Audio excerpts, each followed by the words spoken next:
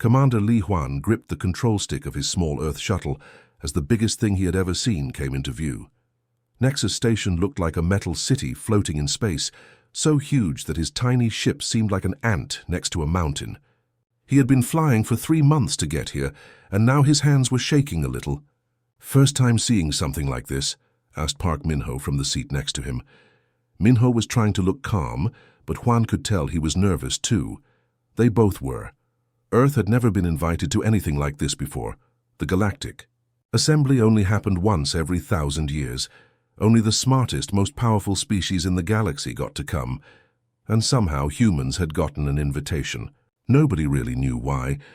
As they got closer, Huan started seeing other ships, but these weren't like anything humans had ever built. One ship looked like it was made of pure light, floating without any engines he could see. Another one was completely black and seemed to bend the space around it. A third ship looked like a giant crystal that was somehow flying through space.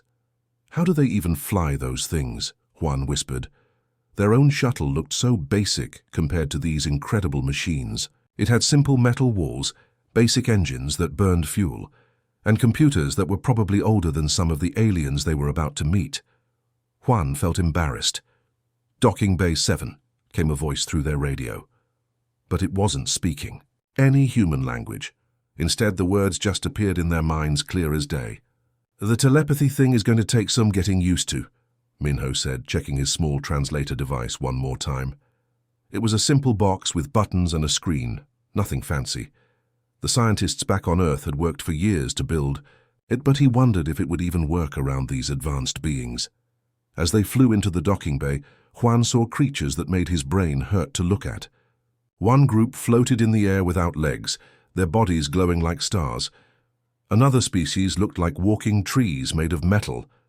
A third group seemed to flicker in and out of existence, like they couldn't decide if they wanted to be there or not, and all of them stopped what they were doing to stare at the human shuttle. But it wasn't the kind of staring you do when you see something amazing. It was more like the way you might look at a cute pet that wandered into a room full of adults. Some of the aliens made sounds that might have been laughter. Others just turned away like humans weren't worth their time. "They think we're jokes," Huan said quietly. "Maybe we are," Minho replied, but he said it with a small smile. "But we're here anyway." The shuttle touched down with a small bump. Through the window, they could see a welcoming committee of the strangest beings in the universe. None of them looked particularly excited to meet the humans. Huan turned off the engines and took a deep breath. In a few minutes they would step outside and represent all of humanity in front of the most powerful species in the galaxy. Species that could probably destroy Earth with a thought. "Ready?" he asked. "Not really," Minho said, standing up and straightening his simple Earth uniform. "But let's go make history." Kim Nari walked into the assembly hall and immediately felt like she had stepped into a dream. The room was enormous, bigger than any stadium on Earth, with a ceiling that seemed to stretch up forever. But what made her jaw drop wasn't the size. It was what was happening inside. The air itself seemed alive. Colors that didn't have names on Earth swirled around like invisible paint. She could feel thoughts brushing against her mind, not her own thoughts, but alien ones. It was like standing in a room where everyone was having conversations, but instead of hearing words, she was feeling emotions and ideas. "This is incredible," she whispered to Li Huan, who was walking beside her with his mouth hanging open. To their left, a group of beings that looked like walking crystals were doing something that hurt to watch. Numbers and symbols were floating in the air around them, moving so fast that Nari's eyes couldn't follow. But somehow, she understood they were calculating the birth and death of stars, figuring out exactly when and where new solar systems would form over the next 1,000,000 years. "They're doing math that would take our best computers decades," Huan said quietly. On the right side of the hall, another group of aliens were doing something even stranger. They kept disappearing and reappearing, like someone was turning them, on and off like light switches. But it wasn't teleportation. They were actually stepping into other dimensions, taking quick trips to parallel universes, and then stepping back. One of them noticed Nari watching and flickered over to her in the blink of an eye. Up close it looked like a person-shaped hole in reality, outlined in silver light. "Curious little being," it said without moving any mouth, the words appearing directly in her mind. "You observe but do not understand. How quaint." Before Nari could respond, the creature flickered away to rejoin its group. "Did that thing just call us quaint?" Park Min-ho asked, having overheard the mental conversation. At the center of the hall stood a raised platform where the most important aliens were gathering. These weren't just representatives. These were the leaders of entire galactic civilizations. One looked like a small sun wearing clothes, its body made of pure energy that cast dancing shadows on the walls. Another was so tall it had to bend down to fit under the ceiling, its skin looking like polished stone covered in glowing tattoos. When the human delegation was announced, the reaction was exactly what Nari had feared. A few aliens turned to look at them, and she could feel amusement rippling through the telepathic chatter. Not mean laughter, but the kind of gentle amusement you might feel watching a child try to do something grown up. The energy being that looked like a small sun pulsed, brighter for a moment, apparently its way of acknowledging them. The stone giant gave a slow nod that seemed to take forever. A few other leaders glanced over, made what might have been polite gestures, and then turned back to more important conversations. "We're like pets at a business meeting," Min-ho muttered. But Nari noticed something else. While the leaders were being polite but dismissive, some of the younger aliens in the crowd seemed genuinely curious. They were whispering among themselves, or whatever counted as whispering when you communicated through thoughts, and stealing glances at the humans. "Actually," she said quietly, "I think some of them are interested in us. They just don't want to seem uncool in front of the important ones." The three humans found seats in a section that was clearly meant for lesser species, civilizations that were invited to watch, but not really participate. Around them sat beings that looked almost normal compared to the reality-bending creatures. Near the center, "Well," Juan said, settling into a chair that adjusted itself to fit his human body, "at least we're here. That's something, right?" The demonstration began with a sound like thunder, but it came from inside everyone's head instead of their ears. Kim Nari grabbed her chair as the entire hall seemed to shift around her. This was how the Galactic Assembly always started. Each species showing off what made them special. The first group to step forward called themselves the Thought Weavers, and Nari immediately understood why. Their leader, a tall being with skin like flowing water, simply looked at the empty space in front of him and started thinking. As he concentrated, the air began to change. First, tiny sparkles appeared, then the sparkles became threads of light. The threads wove themselves together, and within seconds a perfect replica of Earth hung in the air, but made entirely of golden light. Every continent was there, every ocean, even the clouds looked real. "Show off," whispered Park Min-ho, but he couldn't hide how amazed he was. The Thought Weaver wasn't done. With another focused thought, the golden Earth transformed into a rose, then a butterfly, then a complex geometric shape that hurt to look at directly. He was creating and destroying matter just by thinking about it. The assembled aliens watched with the same bored expression people might have, watching a street magician they'd seen 100 times before. A few even seemed to be having side conversations, not paying attention at all. Next came the Star Shepherds. These beings looked like they were made of living fire, and when their representative stepped forward, the temperature in the hall immediately rose. Li Huan felt sweat forming on his forehead. The Star Shepherd raised both hands, and suddenly tiny suns appeared floating above her palms. Not light bulbs or holograms, actual miniature stars, complete with solar flares and corona. She juggled them like they were tennis balls, creating new ones and making others explode in brilliant flashes. "That's actual nuclear fusion," Juan said quietly, his voice full of wonder. "She's holding pieces of the sun in her hands," but again most of the audience barely seemed impressed. This was apparently normal for them. The Phase Lords were up next, and they did something that made Nari question everything she thought she knew about reality. Their leader simply reached into the air and grabbed something that wasn't there. When he pulled his hand back, he was holding what looked like a doorway made of swirling colors. Through the doorway, Nari could see another place entirely. Not another room or another planet, another galaxy. Stars and nebulae spun slowly in the distance, completely different from anything visible from Earth. The Phase Lord stepped through the portal, waved from the other side of the universe, and then stepped back as if he'd just walked to the corner store.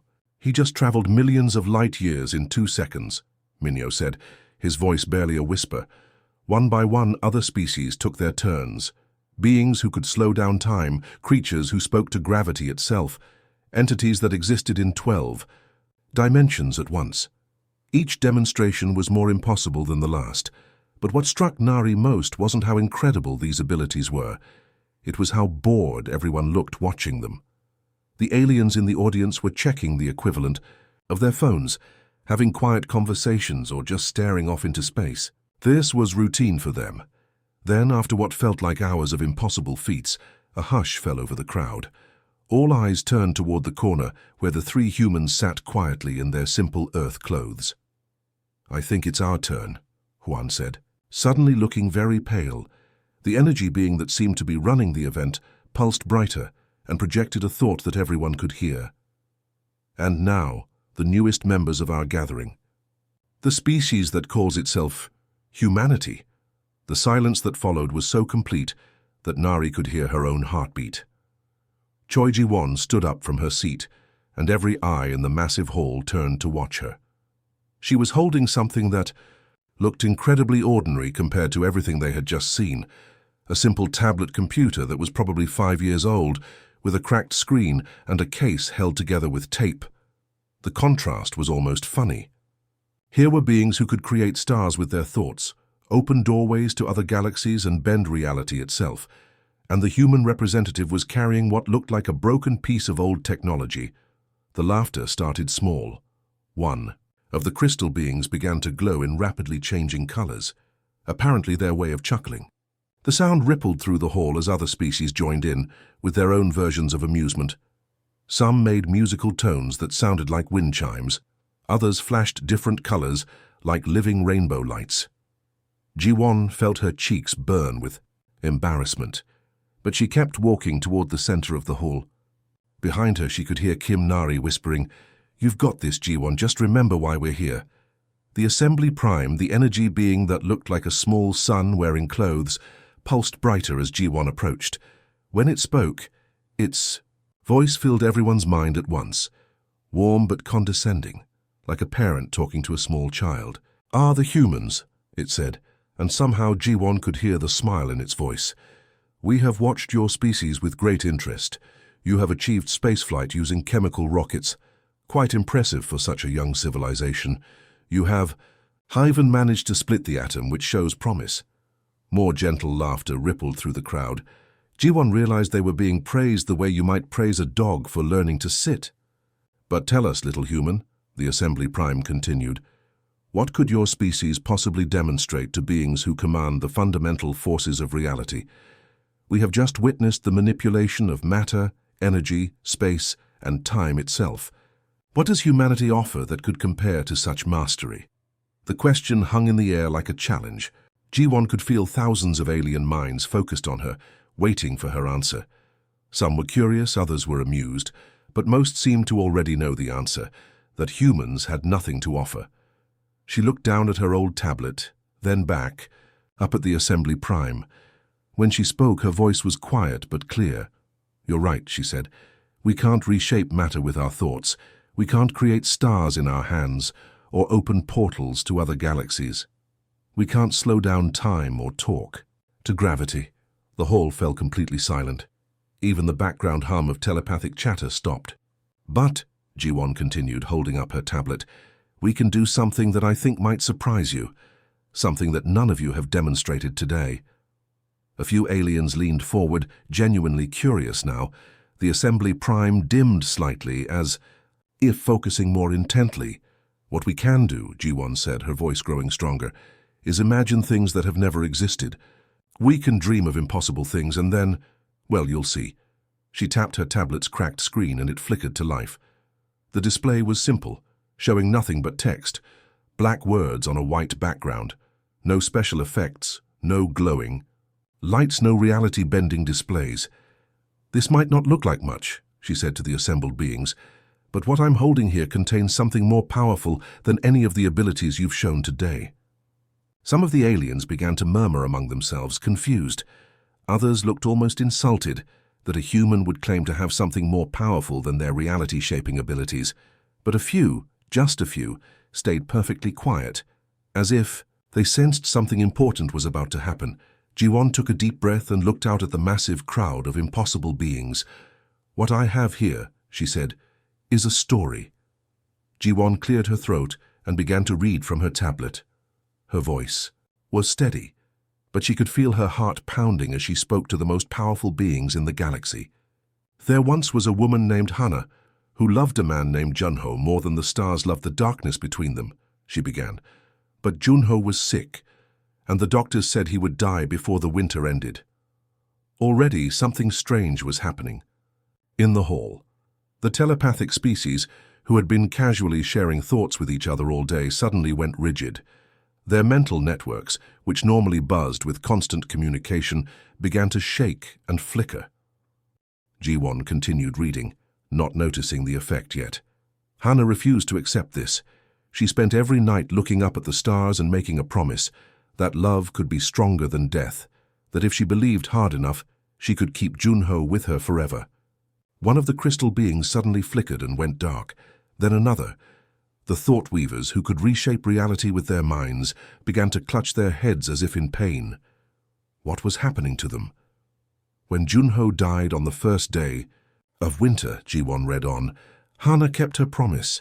She spoke to his spirit every morning, and every evening she felt him answer, not with words but with the warmth of sunrise, with the way snow fell just for her, with the feeling that somewhere beyond what anyone could see, love was rewriting the rules of everything. The geometrics, the species that looked like living, mathematical equations, started making sounds no one had ever heard before. Their perfect logical systems were encountering something they couldn't process, pure human emotion mixed with impossible hope. Their calculations kept reaching the same conclusion: what Ji-won was describing couldn't exist, but somehow, in the story, it did. Other people told Hannah that Junho was gone, Ji-won continued, her voice growing stronger as she got lost in the story. But she would smile and point to the way flowers grew in patterns that spelled his name, the way rain fell in rhythms that matched his heartbeat. She had discovered something the whole universe had forgotten, that love doesn't follow the same rules as physics. Now even the phase lords who could step between dimensions were stumbling.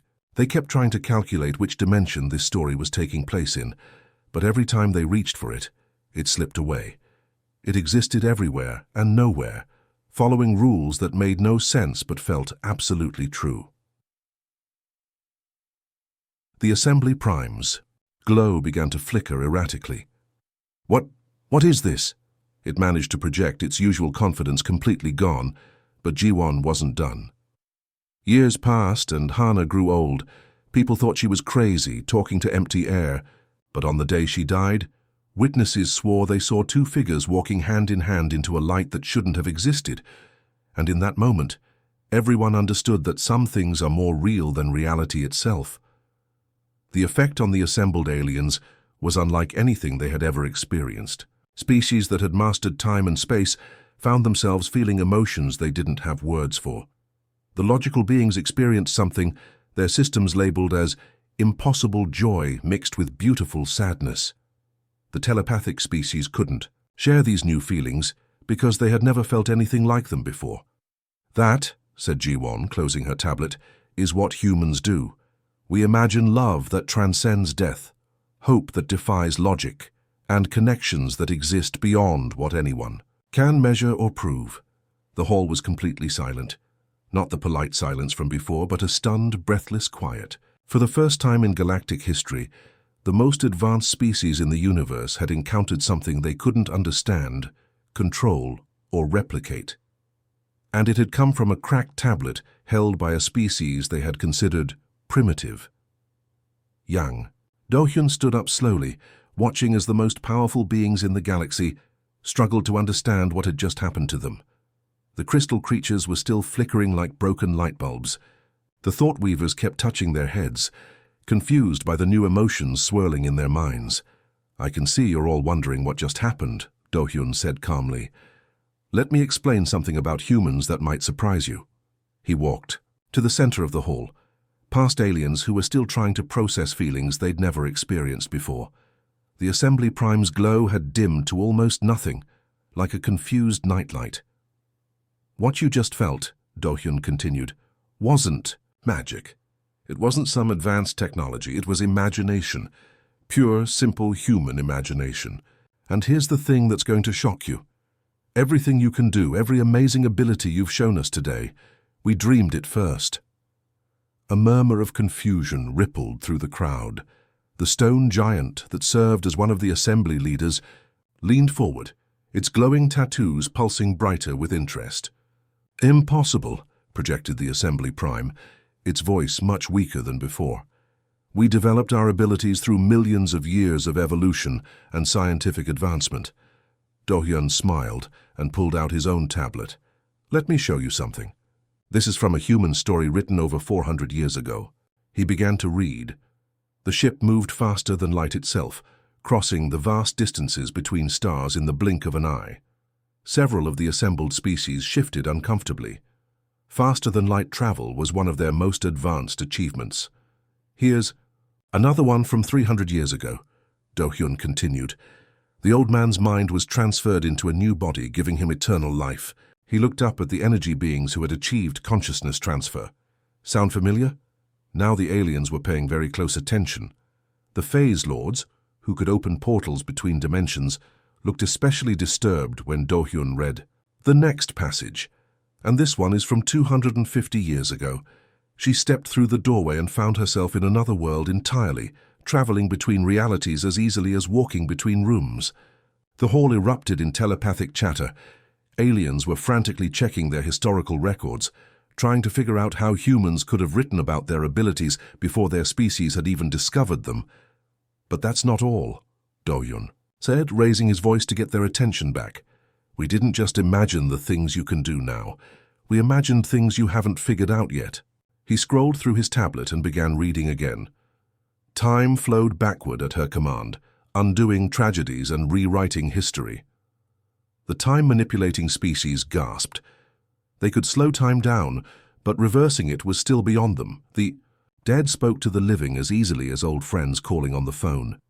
The energy beings who had transcended physical death looked at each other in shock. They had never considered that communication between life and death might be possible.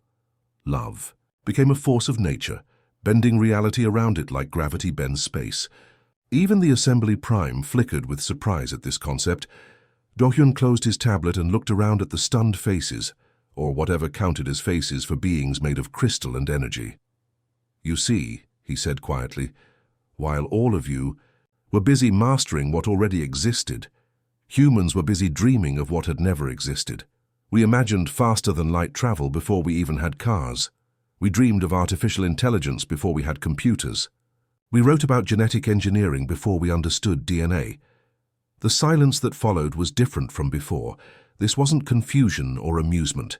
This was the silence of minds being blown.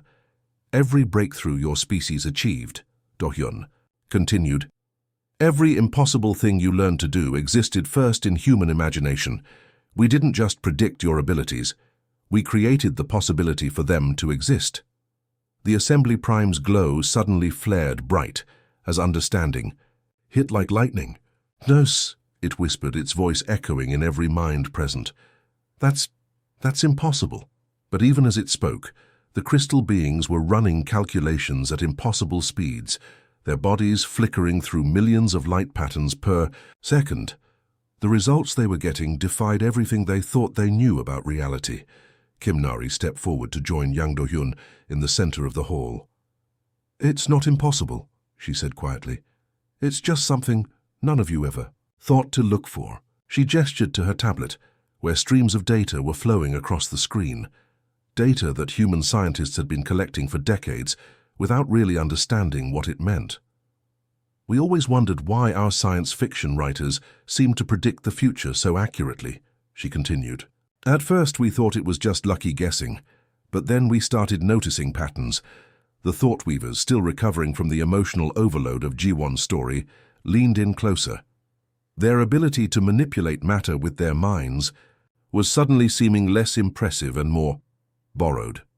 Every time one of our writers imagined something impossible, Nari explained, quantum particles across the galaxy would start behaving differently. Tiny changes, so small that even we didn't notice at first, but those changes would spread like ripples in a pond. The Phase Lords were frantically opening portals to different dimensions, checking and rechecking their readings. What they found made their reality-shifting abilities seem almost mundane. Your species, Nari said, looking directly at them, developed dimensional manipulation exactly 847 years after a human named Kim Sujin wrote a story about walking between worlds. The quantum signatures match perfectly. A sound like thunder rolled through the hall, but it wasn't coming from the sky. It was coming from thousands of alien minds, all reaching the same terrifying conclusion at once.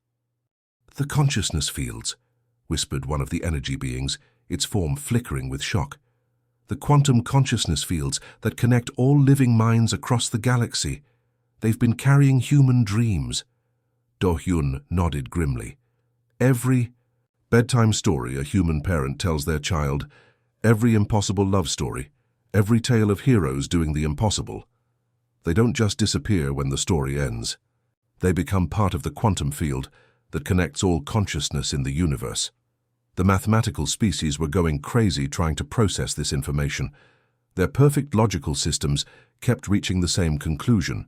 Human imagination was somehow writing the laws of physics in real time. "But we're primitive," protested the Assembly Prime, its voice much smaller now. "We're advanced civilizations.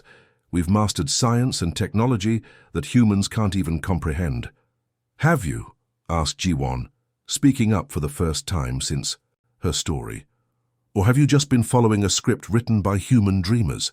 She activated her tablet again, this time showing a timeline that made the assembled aliens go completely silent. Faster than light travel, first imagined by humans in 1865, first achieved by the Star Shepherds in 2267, time gap 402 years.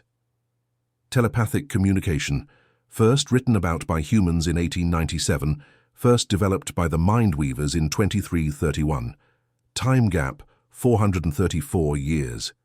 Matter manipulation through thought, human fiction 1911, thought weaver mastery 2358, time gap 447 years. The pattern was clear and undeniable. Every major breakthrough achieved by the advanced species had first existed in human imagination, with a consistent time delay of roughly 400 to 500 years. "You're not more advanced than us," Nari said softly, her words hitting the assembly like a gentle bomb. "You're our students. You've been unconsciously following lesson plans written by human storytellers for the past 1,000 years." The hall fell into a silence so complete that the background hum of the station's engines seemed loud. The most powerful beings in the galaxy had just realized they weren't the teachers in this cosmic classroom. They were the children, and humanity had been their invisible instructor all along. The silence stretched on for what felt like forever. Not the awkward quiet from when humans first arrived, but something deeper. The kind of silence that happens when everything you thought you knew gets turned upside down. Song Minji watched as the most powerful beings in the galaxy sat motionless, trying to process what they had just learned. The crystal creatures had gone completely dark. The energy beings flickered weakly like dying candles. Even the massive stone giant seemed smaller somehow, its glowing tattoos dimmed to barely visible lines. "I know this is hard to accept," Minji said gently, walking to where the Assembly Prime hovered in the center of the hall. "But there's more you need to understand." She pulled out her own tablet, but this one was different from the others. Instead of showing text or data, the screen seemed to contain swirling colors that moved like living things. "What you've learned so far is just the beginning," she continued. "Yes, you've been following patterns created by human imagination, but we're not done dreaming." The Assembly Prime pulsed weakly. What do you mean?" Minji smiled and touched her tablet's screen. Suddenly, The entire hall filled with something that made reality itself seem to bend and twist. Not physically. The walls and floors stayed the same, but something deeper changed, like the very idea of what was possible had shifted. "Right now, human children are falling asleep on Earth," she said, her voice carrying through the strange, new atmosphere in the hall. "And they're dreaming of universes that are born from pure hope, not from gas and dust and gravity, but from the simple wish for something beautiful to exist." As she spoke, several aliens began to see things that shouldn't be there. Tiny points of light appeared in the air, but these weren't stars. They were possibilities, baby universes waiting to be born from nothing but hope and love. "That's impossible," whispered one of the thought weavers, but even as it spoke it could feel the impossible becoming possible around them. "We're dreaming of consciousness that doesn't need a body," Minji continued, her tablet now showing images that hurt to look at directly, not because they were bright, but because they showed concepts that minds weren't supposed to be able to grasp. Death becomes just another room you can walk into and out of. The boundary between alive and not alive disappears completely. The energy beings, who had thought they understood consciousness better than anyone, began to flicker more rapidly. They were starting to sense something beyond even their transcended state, a form of awareness that made their achievements look like baby steps. "And love," Minji said, her voice growing stronger. "We're imagining love as a fundamental force of nature, not just an emotion but something like gravity or electromagnetism. Love that can literally rewrite the laws of physics because it refuses to accept that anything should be impossible." As she spoke these words, the entire assembly hall began to change. The walls started showing glimpses of other realities, places where love actually did bend space and time, where separated lovers could reach across galaxies just by missing each other enough, where the strength of caring could make stars burn brighter. Several aliens stood up from their seats, not because they planned to, but because something was pulling them upward. The Phase Lords tried to open portals to escape what was happening, but found that the doorways they created led to dimensions that were being rewritten by human dreams even as they opened them. "Stop," pleaded the Assembly Prime, its light now so dim it was barely visible. "This is too much. Reality can't handle concepts like these." But Minji just shook her head. "Reality is stronger than you think. It's been handling human dreams for thousands of years. The only difference is that now you know about it." She looked around at the transformed hall, where impossible things were becoming visible in the corners and shadows, glimpses of the futures that human dreamers were creating with every story they told. "The real question," she said quietly, "is what are you going to do now that you know the truth?" The Assembly Prime's light flickered one last time before growing steadier than it had been all day. But now the light looked different, softer, somehow less commanding and more humble. "In 10,000 years of galactic civilization," it said, its voice reaching every mind in the hall, "we have never encountered anything like this. We have measured stars, calculated the age of the universe, and mastered forces that can reshape reality itself." The energy being paused, and in that silence everyone could feel the weight of what was about to change forever. "But we never learned to dream." Song Minji felt tears forming in her eyes as she watched the most powerful beings in the galaxy come to terms with what they had discovered. Around the hall, aliens who had seemed godlike just hours ago were looking at the human delegation with something that could only be described as wonder. "The old ways are finished," the Assembly Prime continued, its voice growing stronger with each word. "For millennia we have organized ourselves by power. Who could manipulate matter most efficiently? Who could travel farthest? Who could think fastest? We created a hierarchy based on what we could control." The crystal beings began to glow again, but their light was different now, warmer, more alive. The thought weavers stopped trying to reshape the air around them and simply sat, listening. Even the Phase Lords stopped flickering between dimensions and stayed fully present. "Today we learned that control is not the highest achievement," the Assembly Prime said. "Creation is, not the rearrangement of existing matter or energy, but the birth of entirely new possibilities." Yang Do-yun stepped forward, still hardly believing what he was hearing. "What are you saying?" "I am saying the Assembly Prime replied, its glow, now encompassing the entire hall. That we dissolve the Galactic Assembly as it has existed. No more rankings based on technological advancement. No more treating younger species as lesser beings. A murmur of shock rippled through the assembled aliens, but it wasn't the angry kind of shock. It was the amazed kind, like children discovering that the rules of the game were completely different than they thought. Humanity will not join our assembly, the Prime continued, and for a moment the humans felt their hearts sink. But then it continued, because there will be no assembly to join. Instead, we propose something that has never existed in Galactic history. Kimnari found herself holding her breath. We propose a Council of Dreams, the Assembly Prime announced. Not leaders and followers, but teachers and students, all learning from each other. And humanity, the species that dreams reality into existence, will guide us not as rulers, but as the dreamers you have always been. The hall erupted in sounds and lights and telepathic chatter, but this time it wasn't dismissive laughter or polite boredom. It was excitement. Pure, childlike excitement from beings who hadn't felt genuinely surprised in thousands of years. Choi Ji-won stepped forward, her old tablet still clutched in her hands. "But we're still learning too," she said. "We don't have all the answers." "That's exactly why you're perfect for this," replied the stone giant, speaking for the first time all day. Its voice was like rocks tumbling down a mountain, but somehow gentle.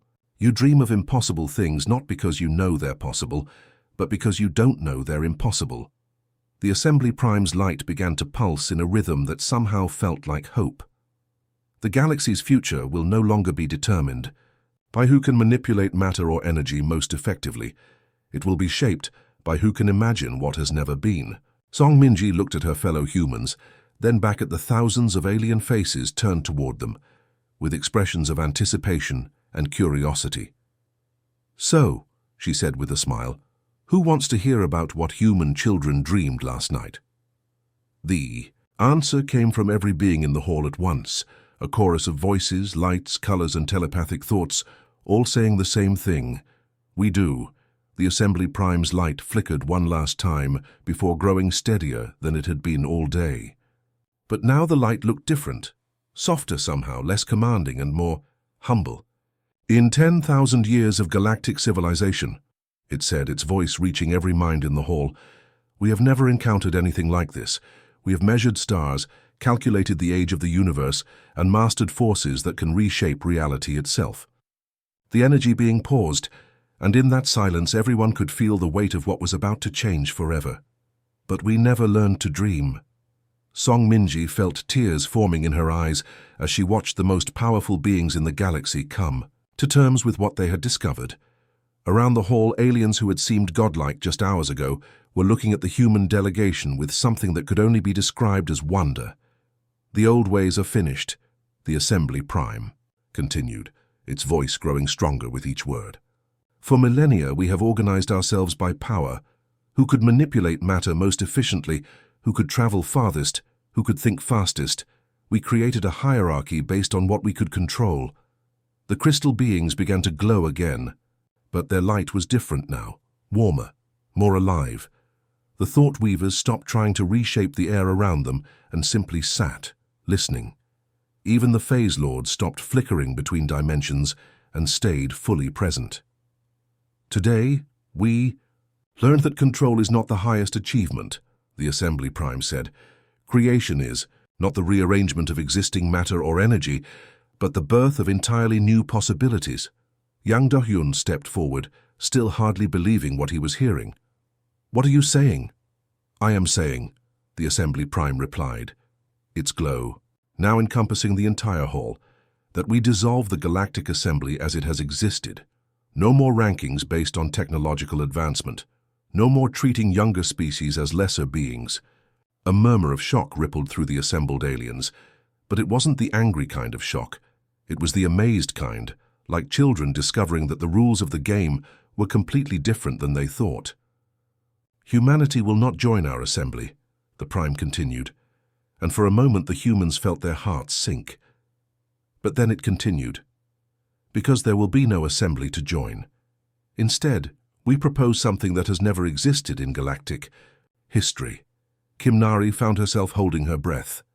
We propose a council of dreams, the Assembly Prime announced. Not leaders and followers, but teachers and students, all learning from each other. And humanity, the species that dreams reality into existence, will guide us not as rulers, but as the dreamers you have always been.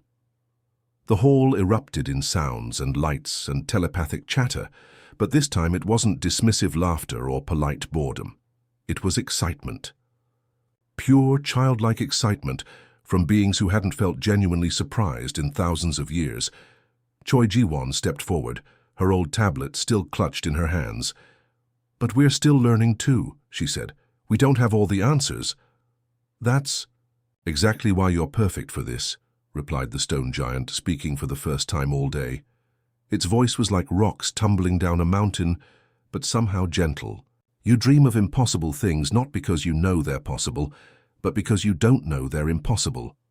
The Assembly Prime's light began to pulse in a rhythm that somehow felt like hope. The galaxy's future will no longer be determined by who can manipulate matter or energy most effectively. It will be shaped by who can imagine what has never been. Song Minji looked at her fellow humans, then back at the thousands of alien faces turned toward them, with expressions of anticipation and curiosity. "So," she said with a smile, "who wants to hear about what human children dreamed last night?" The answer came from every being in the hall at once, a chorus of voices, lights, colors, and telepathic thoughts, all saying the same thing: "We do."